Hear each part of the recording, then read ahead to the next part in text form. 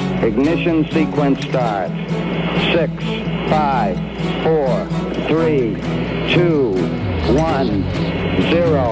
Liftoff. We have a liftoff.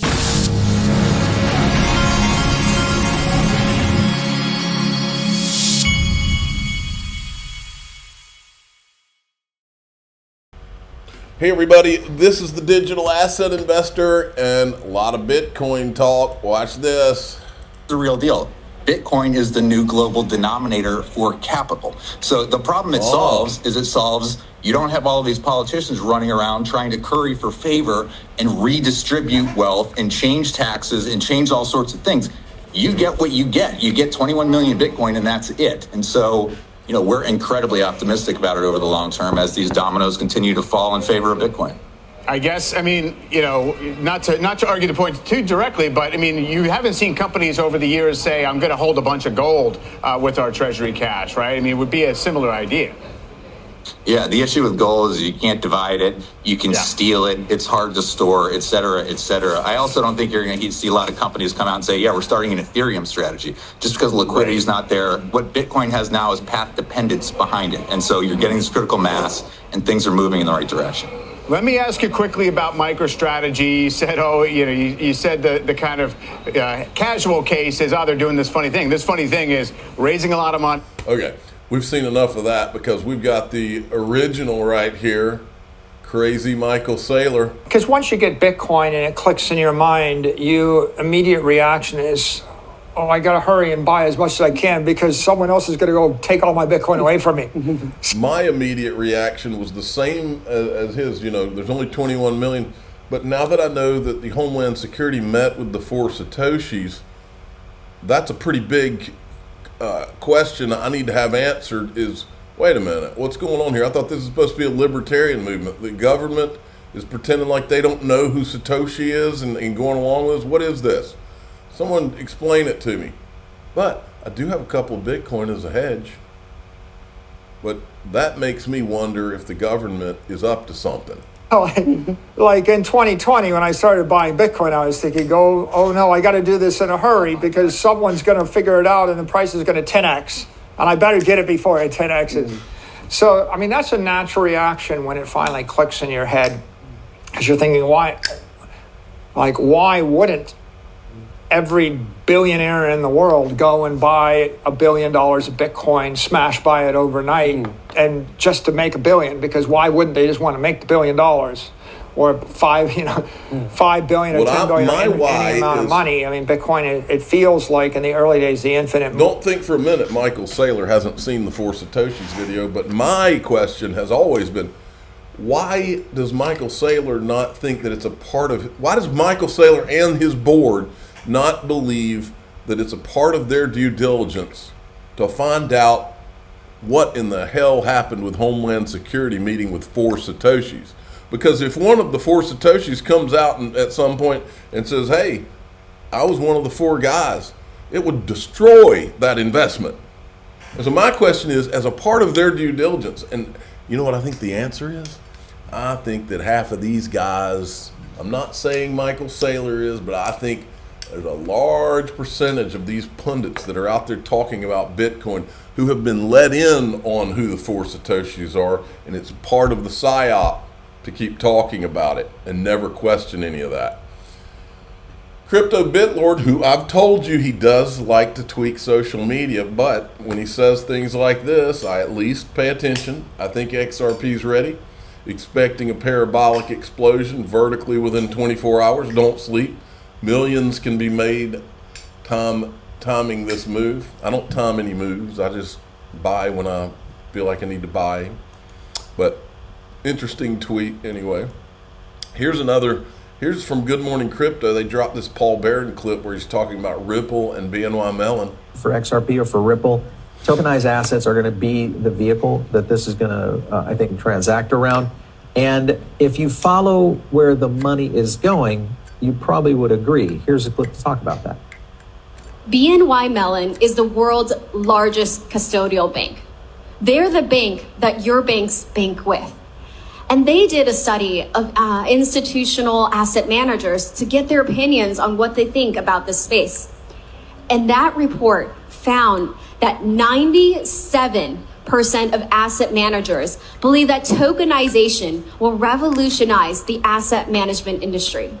The ones with more than $1 trillion, basically the largest asset managers, 100% of them are interested in this space. So I don't know about you, but I've always been told, follow the money. And this is where the money is going. And if you do follow the money and you also follow the major moves of key executives, because that usually is another indicator. Here's one right here. BNY Mellon's head of digital asset product departs for, guess what? Ripple. So do you guys see this? I mean, hopefully you're watching this right now and you're thinking, this is the potential, bellwether component of the market that is going to start to really perk its head up there in terms of real world assets and tokenized securities all starting to become for XRP. I think they had it wrong. I think the wording's wrong. BNY Mellon's head of digital asset product departs for Ripple. I think it should have said is dispatched to Ripple. Smoke had another great tweet. You remember the one where they talk about how Ripple and Stellar are special? A few reasons why BNY Mellon classified Ripple and Stellar as special blockchains. Ripple and Stellar are the only companies that provide the application of DLT's correspondent bank infrastructures. Ripple and Stellar were both documented by BNP Paribas as open protocols for institutions. Ripple and Stellar were both cited within ISO documentation as blockchains with interoperability across the SWIFT network. Good stuff. All right. I'm always shocked by how comfortable some of these politicians like Elizabeth Warren are lying. Remember, this woman and all... But I just got to tell you... She and all of her friends lied to you about Joe Biden's health. Not for months or weeks, years they lied to you. This interview was done in April. And the interviewer, who's obviously one of her fanboys, actually puts a disclaimer up here in a second to make sure you know that this interview was before the debate. Actually, just a few handful of months before the debate. So in other words, he wants to convince you that Joe Biden somehow became senile in that short few months. He wasn't before. He wasn't like a year or two before. It was just in the last few months. So she wouldn't have answered this like this. But I just got to tell you this. I talked to the man. Okay. And the man's sharp. The man knows what he's talking about. He does the job. I think people ask about age, they've got every right. Look, voters can ask about anything they want. They can make it. But by the way, that little disclaimer, that's the problem with most of the media. You think anybody's going to throw up a disclaimer to help try to cover for Trump? Decisions based on anything they want. That's the deal.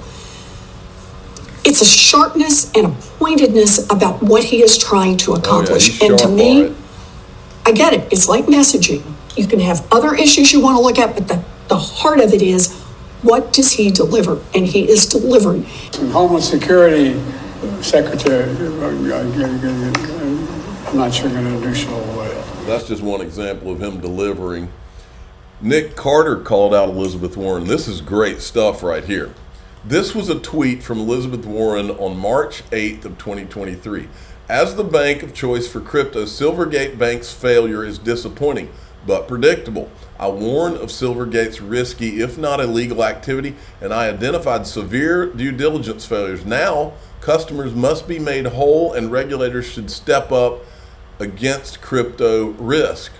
And then Nick Carter comes and he says, what actually happened?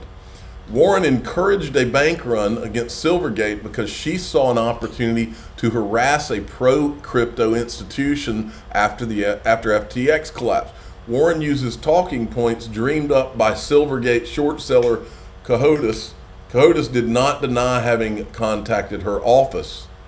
We know now that SI was not criminally liable for any FTX stuff, even though Warren heavily implies that in the tweet above. That was the entire thrust of the December 2022 letter. That was the essence of all the short seller campaigns. SI was misled by SBF FTX just like everyone else. Silvergate was solvent till the end, and the directors chose to voluntarily liquidate, not because of the bank run, which they had survived, but because the bank regulators told them they couldn't serve crypto clients anymore, so their business evaporated.